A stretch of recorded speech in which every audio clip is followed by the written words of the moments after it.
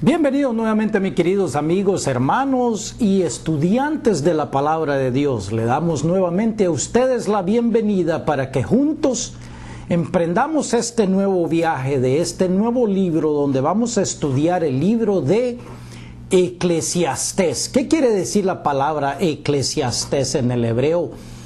En verdad viene de la palabra Kohelet, que quiere decir el predicador. ¿Quién es el predicador? ¿Quién es el autor de este libro?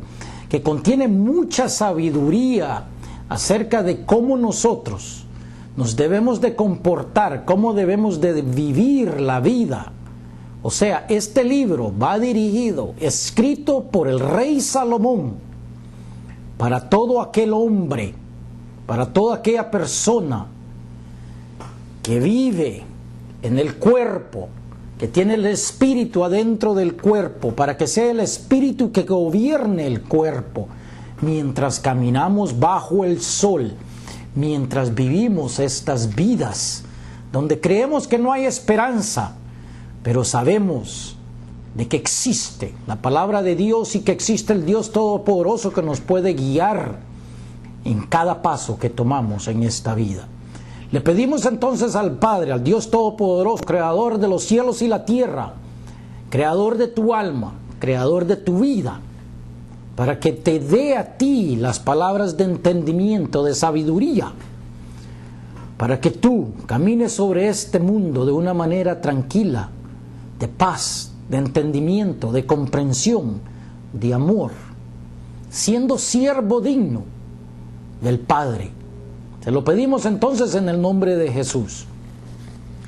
Abran sus Biblias entonces al libro de Eclesiastés, donde vamos a hacer una introducción acerca del autor. Sabemos que fue el rey Salomón, porque en el primer capítulo se describe eso, aunque muchos estudiantes y eruditos niegan eso.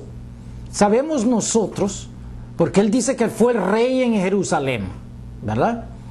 Dotado de sabiduría, porque él, cuando asumió el mando del reinado de Israel en Jerusalén, con la capital en Jerusalén, rey de toda la nación, él le pidió a Dios, no por riquezas, no por, por progreso material, sino que él pidió sabiduría para gobernar los asuntos de la nación, para gobernar a su gente, para ayudarle a su pueblo, con entendimiento y con sabiduría del Dios Todopoderoso. Voy a leer entonces la descripción que se da en la Biblia de Estudio de la Reina Valera, donde dice en las características del libro: el libro, visto así, puede considerarse como una apología dirigida a los hombres cuya visión no llega más allá de lo que está debajo del sol.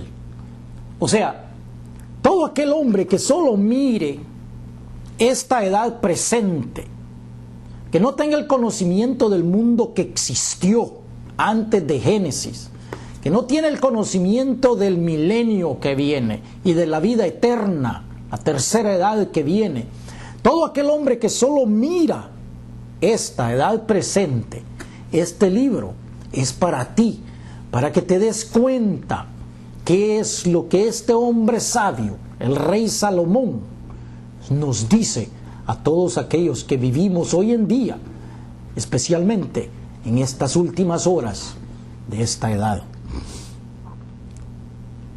Continúa, dice: demuestra la futilidad de una cosmovisión materialista. Todo aquel hombre que mira solamente la materia, el dinero, las riquezas de este mundo, la sabiduría de este mundo.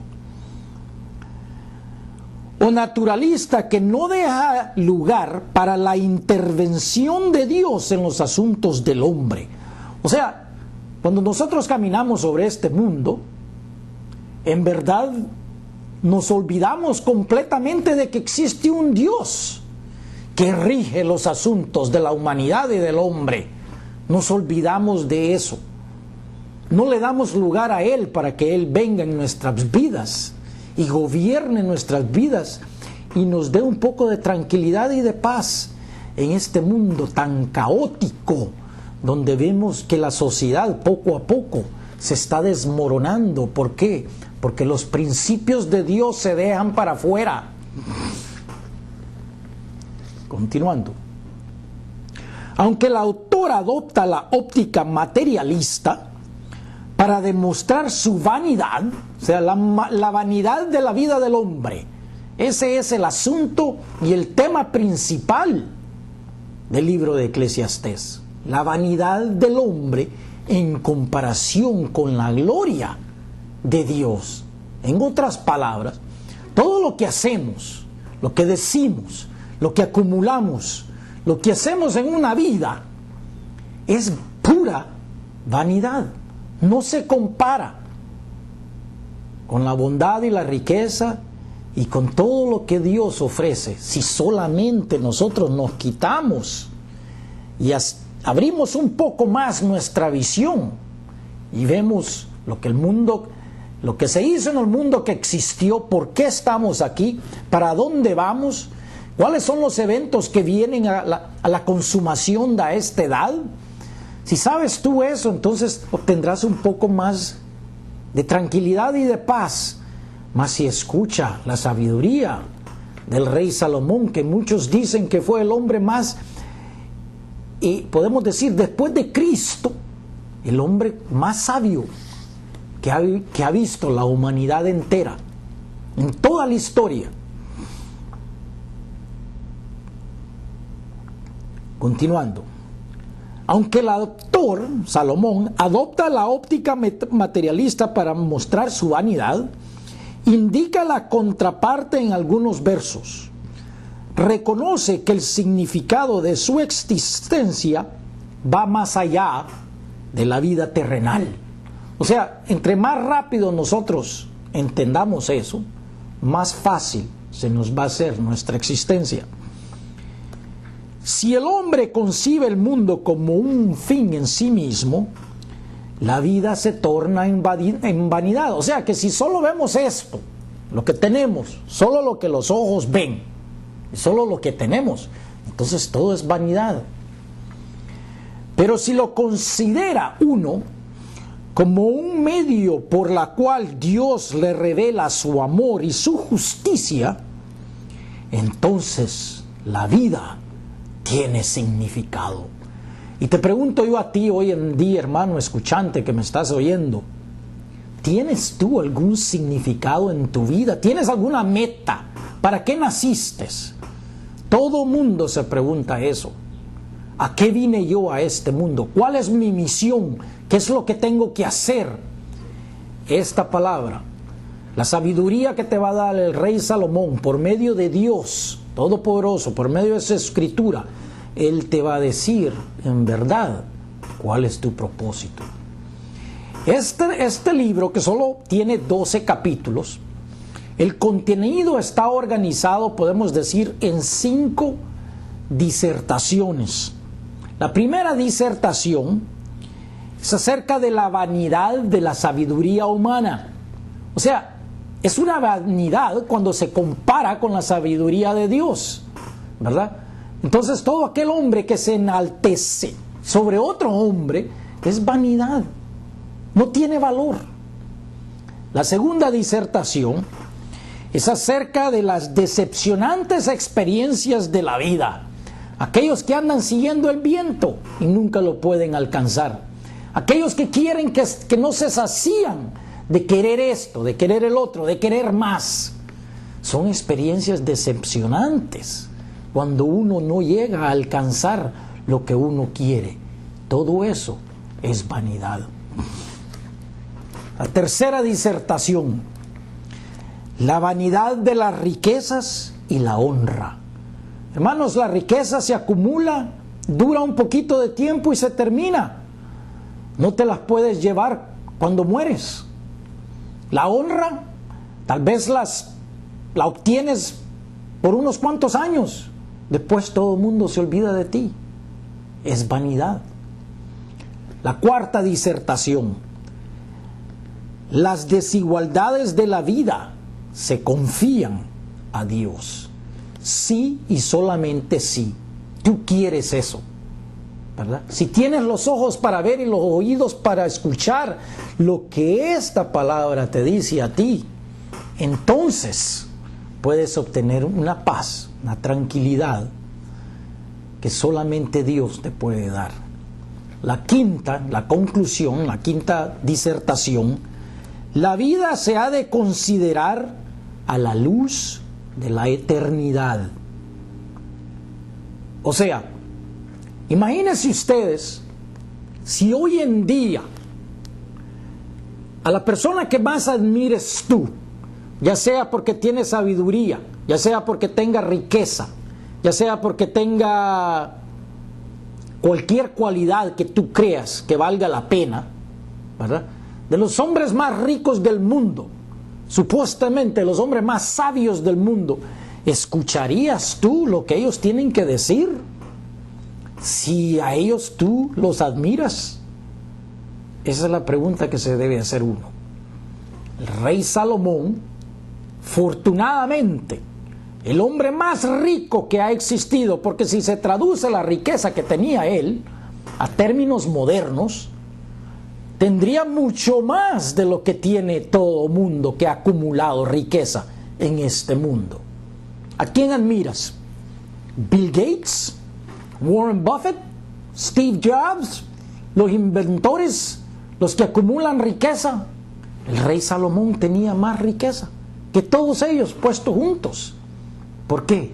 Porque lo primero que pidió fue sabiduría, y Dios se lo concedió.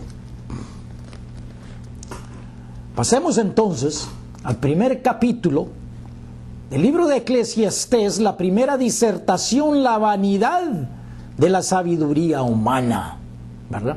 Recordamos que Salomón le pidió al Padre por sabiduría. En el primer libro de los Reyes, capítulo 3, versículos 5 al 15, ustedes lean cómo el rey Salomón le pidió a Dios que él quería sabiduría para gobernar a su gente. Y Dios no solamente le dio eso, sino que le dio también riqueza y todo lo que él se podía imaginar. Escuchemos atentamente entonces qué es lo que dice el rey Salomón. Capítulo 1, versículo 1. Palabras del predicador, hijo de David, rey en Jerusalén. Entonces estamos viendo que es el rey Salomón que escribe esto. 2. Vanidad de vanidades, dijo el predicador. Vanidad de vanidades. Todo es vanidad. Imagínate que este hombre te está diciendo, después de todo lo que alcanzó él, que todo es una vanidad. No te preocupes entonces por lo que ves en el mundo. Escucha. ¿Qué provecho tiene el hombre de todo su trabajo con que se afana debajo del sol? Sí, sacas un poco de provecho porque mantienes a tu familia, te das unos cuantos placeres, pero en realidad, en la eternidad, o para donde vas tú, ¿de qué provecho tiene el trabajo que hace uno en este mundo? Si eres médico, si eres abogado, ¿eso va a contar en el mundo que viene? Sí, pues que estarás, lo más probable es que hagas buenas obras, ¿verdad? Pero si solamente ves eso, ¿verdad? Entonces, y te olvidas de la eternidad, ¿de qué provecho tiene eso? Es vanidad. Generación va y generación viene, mas la tierra siempre permanece. ¿Te acuerdas tú de tu tatarabuelo que vivió hace 100 años? ¿Quién se recuerda de él? La verdad que nadie. ¿Por qué? Porque es una generación que se fue. Sale el sol y se pone el sol, y se apresura a volver al lugar de donde se levanta. O sea, el ciclo del sol continúa siempre. El sol sale, se sienta, sale y se sienta. Todos los días. Y no para de hacer eso. Los ríos todos van al mar y el mar no se llena. El lugar de donde los ríos vinieron, ahí vuelven para correr de nuevo. O sea, el ciclo del agua es el mismo desde la creación. O sea, que el agua no se ha perdido. Muchos de los científicos dicen que es la misma cantidad de agua que había en el principio existe hoy. ¿Qué quiere decir eso? Que el agua solamente se transforma, ¿verdad? Se evapora del océano, sube a las nubes, cae de lluvia, de nuevo a los ríos, de nuevo al mar, y el ciclo continúa y continúa y continúa. Y el agua no se pierde, es la misma cantidad. El problema es que habemos más, que más estamos consumiendo.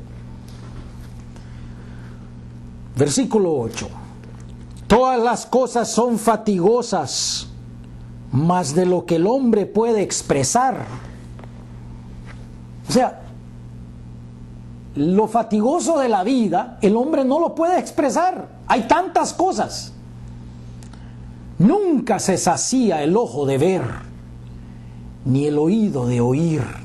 O sea, siempre queremos ver algo nuevo, siempre queremos escuchar algo nuevo. Escuchemos. ¿Qué es lo que fue? O sea, ¿qué fue lo que existió antes? Lo mismo que será. ¿Qué es lo que ha sido hecho? Lo mismo que se hará. Y nada hay nuevo debajo del sol. Mucha gente cree que con todas las invenciones que tenemos hoy en día que son nuevas. Hermanos, si tú observas, te darás cuenta que el ser humano no ha podido hacer otra pirámide. Vemos en las ruinas de Perú aeropuertos que fueron hechos en el mundo que existió, y hasta en el siglo XX volvimos a hacer otra vez los aeropuertos. No hay nada nuevo debajo del sol. Lo que ha sido es, lo que es será, y ese ciclo, continúa y continúa. No hay nada nuevo. Los mayas tenían conocimiento de cápsulas espaciales. ¿Cómo es eso entonces? La palabra de Dios lo declara. Continuando. 10. ¿Hay algo de que se pueda decir, he aquí, esto es nuevo? Ya fue en los siglos que nos han precedido. ¿Tenemos memoria nosotros del mundo que existió antes de Génesis? Los científicos dicen, están de acuerdo de que la esfinge de Egipto son 14,000 años de edad. Monumentos en Sudamérica que no se pueden entender cómo fueron cortados, que de acuerdo al carbono 14 son más viejos que 6,000 años. ¿Qué quiere decir eso? Que habían civilizaciones ahí modernas que existían en ese mundo que existió, tal y como lo declara la palabra de Dios. O sea, todo lo que vemos nuevo, eso ya se había hecho. Existe evidencia de que el hombre volaba en esos días. Miremos a Nazca en Perú. Figurines que le ayudaban a un piloto a llegar a cierto lugar y aterrizar en cierto lugar. No podemos ignorar esa evidencia. Son vestigios del mundo que existió. No hay nada nuevo. El rey Salomón lo sabía. La Biblia habla de eso. ¿Y tú por qué no lo sabes? Porque no has leído. Continuando. No hay memoria de lo que precedió. Si tú nunca has leído, si tú nunca has escuchado, si no te tomas el tiempo, entonces no existe memoria. Pero aquí está escrita la memoria. Ni tampoco de lo que sucederá habrá memoria en los que serán después, a menos que tú quieras saber. Yo, el predicador, fui rey sobre Israel en Jerusalén. O sea que él era una autoridad, era la autoridad más grande en el período más poderoso de más sabiduría en la nación de Israel, en toda la humanidad. 13. ¿Qué hizo? Y di mi corazón a inquirir y a buscar con sabiduría sobre todo lo que se hace debajo del sol. No solamente lo hacía porque tenía el dinero para hacerlo, pero lo hacía con sabiduría. ¿Has visto tú algún hombre hoy en día que utiliza su riqueza con sabiduría para querer entender cómo trabaja el mundo, cómo trabaja el ser humano con su relación con Dios Todopoderoso? No hay, no existen, hermanos. Pero existió uno, gracias a Dios le damos, que dejó algo escrito para nuestro entendimiento, para que nosotros veamos el camino a seguir. Continuando. Este penoso trabajo dio Dios a los hijos de los hombres para que se ocupen en él. ¿Cuál trabajo penoso? El hecho de indagar y de adquirir y de buscar la razón por la cual estamos aquí. 14. Miré todas las obras que se hacen debajo del sol, todo lo que el hombre ha hecho. Y he aquí todo ello es vanidad y aflicción de espíritu. En todo lo que uno hace, te alegras por un momento, pero después es aflicción de tu espíritu. Continuando. 15. Lo torcido no se puede enderezar y lo incompleto no puede contarse. Hablé yo en mi corazón diciendo: he aquí yo me he engrandecido y he crecido en sabiduría sobre todos los que fueron antes de mí en Jerusalén. O sea, Dios le dio la sabiduría a él y creció mucho más que todos los demás que habían venido antes de él, y aún hoy en día no ha existido uno tan sabio como el rey Salomón. Y mi corazón ha percibido mucha sabiduría y ciencia. No nos olvidemos de eso. ¿Existía la ciencia en esos días? Sí, como existe hoy en día. O sea que él se afanó también, no solamente en lo espiritual, en la sabiduría humana en relación con Dios, pero también en las ciencias que existían en ese entonces. Y dediqué mi corazón, dice él, a conocer la sabiduría y también a entender las locuras y los desvaríos. Conocí que aún esto era aflicción de espíritu. El rey Salomón por un tiempo se volvió loco. Él tenía, se dice que tenía 200 esposas y 80 concubinas. ¿Tú crees que eso es una locura? ¿Has visto tú algún hombre hoy en día con 200 esposas? ¿Te puede decir él algo acerca de las mujeres? ¿O de los placeres de la carne? ¿Qué crees tú? Te dicen hoy los sabios de este mundo, te dicen ellos lo que el rey Salomón te va a decir acerca de esas experiencias. No, hermano. Muy pocas veces uno encuentra algo que vale la pena leer. Esto, hermano, estos 12 capítulos valen la pena. Si tú quieres saber, quieres escuchar, quieres ver. Porque en la mucha sabiduría hay mucha molestia. Y quien añade ciencia, añade dolor. Entre más ciencia tenemos hoy en día, más dolor tenemos. Tenemos computadoras, tenemos teléfonos, tenemos iPads, tenemos iPhones, tenemos satélites, tenemos todo en ciencia y en tecnología moderna.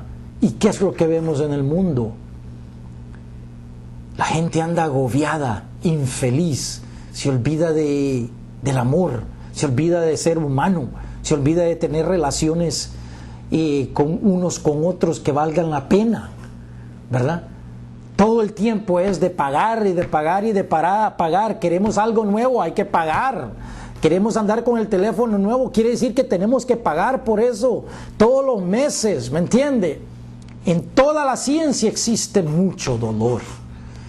Hermanos, no te pierdas estos otros 11 capítulos para que sigamos estudiando y entendiendo qué es lo que vale hoy en día todo aquel hombre que camina bajo del sol. Dios te bendiga, hermano. No te pierdas la siguiente lección. Gracias por escuchar.